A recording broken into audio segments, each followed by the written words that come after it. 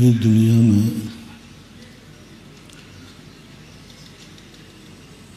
दो चीज़ों को जानना जरूरी है। वह जानना है जो हमारे लिए स्वयं हानिकारक है और हम जानते हैं पर वो छूटता नहीं है, उसका उपाय जानना है। सबसे बड़ी चीज है, उसके पहले भी हमें जानना है कि हमारी योग्यता छोड़ने लायक है कि नहीं। कोई भी कार्य घटित होता है तो पहले हमारे यहाँ कहा द्रव्य दृष्टि। द्रव्य, क्या तुम्हारा द्रव्य इस बात को छोड़ने के योग्य है? क्या तुम छोड़ पाओगे? क्या तुम छोड़ करके जिंदा रह पाओगे? कई बार किस्मत जिंदगी को इतना गंदा बना देती है कि वह गंदगी से ऊपर उठ करके जी ही नहीं सकता। इतना गंदा बना देती है। हम उठना चाहें तो उठ ही नहीं सकते, उठेंगे तो मर जाएंगे। हम भाग नहीं सकते, भागेंगे तो मर जाएंगे। हम किसी को भगा नहीं सकते, भगाएंगे तो मर जाएंगे। कोई अनिष्ट वस्तु हमारे सामने आ रही है, हम उसको हटा नहीं सकेंगे। उसको हटाएंगे तो हमें खुद मरना पड़ेगा, और हम हटेंगे तो मर जाएंगे।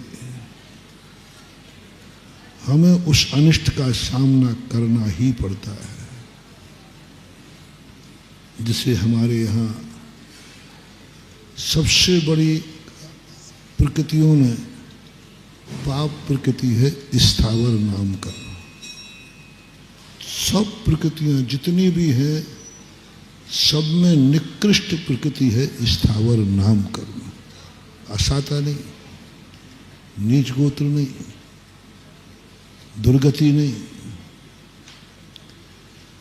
उसके तो कोई ना कोई पुण्य के उदय चलते हैं। स्थावर इसलिए निकृष्ट है कि ना वो अपने अनिष्टकारी को हटा सकता है और ना अनिष्ट से स्वयं हट सकता है। दोनों में उसकी मौत है, दोनों तरफ से वह बंधा हुआ है। इसे स्थावर कहते हैं। स्थावर अपना बचाव नहीं कर सकता, स्थावर बचाव नहीं कर सकता। स्थावर की क्षमता नहीं है, योग्यता ही नहीं। उसके कर्म ने ऐसा बना दिया, तू कुछ भी कर ले, तेरी योग्यता ऐसी है कि तू ना तो अनिष्ट से बच पाएगा, ना अनिष्ट को हटा पाएगा। जो पोजीशन है उस पोजीशन में तुझे जीना है, चाहे तुझे कितना ही कष्ट क्यों ना हो। इसलिए स्थावर जीवों की चेतना कर्म फल चेतना होती है। उनका द्रव्य कर्म के अधीन है, उनके अधीन कुछ भी नहीं है। एक इंद्रिय जीव किंचित मात्र भी स्वाधीन नहीं होता, किंचित मात्र भी। उसके कर्म ने उसको इतना पराधीन बना दिया, तेरा जो कुछ भी है सब कर्म का फल है। प्रतिकार नहीं है तेरे पर। वेदना होगी लेकिन वेदना का प्रतिकार नहीं होगा। इसलिए ऐसे जीव सबसे पहले जैनागम में कहा, क्या तुम दुखी हो? क्या तुम दुखी हो? और तुम किससे दुखी हो? क्यों दुखी हो? कब तक दुखी रहोगे? इन सब कारणों को तुम हटाने की योग्यता रखते हो क्या? उपदेश सबको नहीं दिया जाता, धर्म सबके लिए नहीं होता, अयोग्य व्यक्ति को धर्म नहीं दिया जाता, अयोग्य व्यक्ति को बचाया नहीं जाता, अयोग्य व्यक्ति की जमानत नहीं ली जाती, अयोग्य व्यक्ति की दलाली नहीं की जाती, क्योंकि वो अयोग्य है, कुछ नहीं कर पाएगा। इसलिए पेड़ पौधों के लिए कोई उपदेश नहीं है, क्योंकि ये उपदेश के योग्य ही नहीं है। इनको कितने भी अपन बचा दें, ये दुख से दूर होंगे ही नहीं। इसलिए पहली द्रव्य दृष्टि लाओ।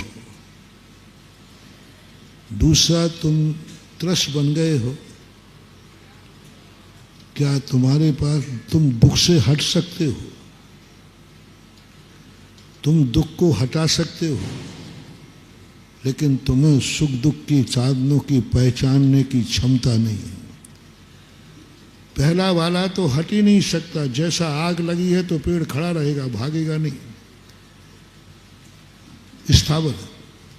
त्रस जीव हटता है, हटाता है, लेकिन विकलत्रय को ये पहचानने की क्षमता नहीं है कि कौन सा हमारे लिए अनिष्टकारी है, कौन सा इष्टकारी है। वो नहीं जान पाता। उसके कर्म ने उसके द्रव्य को योग्य बना दिया। तू कभी नहीं पहचान पाएगा कि तेरा अच्छा क्या है और बुरा क्या है। पहचान ही नहीं आई। तू बच सकता है, अनिष्ट से बच जाएगा, लेकिन तुम्हें अनिष्ट की पहचान तो हो। तो इष्ट को पालेगा, लेकिन इष्ट की पहचान तो हो। असंगी जीव अयोग्य है, वो धर्म के योग्य नहीं है, वो उपदेश के योग्य नहीं है, वो दया का योग्य नहीं है। अपन कहते हैं हम एक इंद्रियों पर दया कर रहे हैं, कोई दया नहीं। दया इसका नाम नहीं है। लोगों ने इसको दया मान लिया। हमने चींटी को बचाया। दया उसे बोलते हैं, करुणा उसे बोलते हैं जिससे सामने वाले को लाभ हो, सामने वाले को लाभ हो। तुमने घास को बचाया, उसको क्या लाभ हुआ, क्या अनुभव में आया? क्या उसको कोई सुख की अनुभूति हुई? उसको तो पता ही नहीं कि उपकारी किसने मुझे बचाया। असंगी को भी